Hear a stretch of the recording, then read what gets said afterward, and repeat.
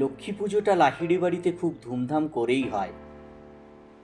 বাড়ির বড় বউ পূর্ণিমা নিজের হাতেই সব জোগাড় করে, যদিও অতিথি আপ্যায়নের দিকটা তাকে দেখতে হয় না, সেসব বাড়ির পুরুষরাই দেখভাল করে।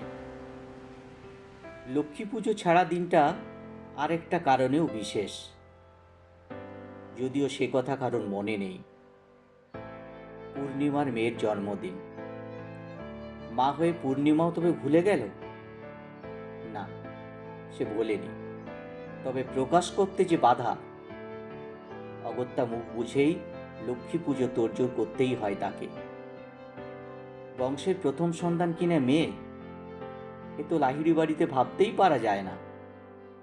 তাই ঠিক ক্ষমা করতে পারে না পূর্ণিমা তার ছোট্ট মেয়েকে। তবে লক্ষ্মী পুজোটা বেশ বড় করেই হয় লাহিড়ি বাড়িতে।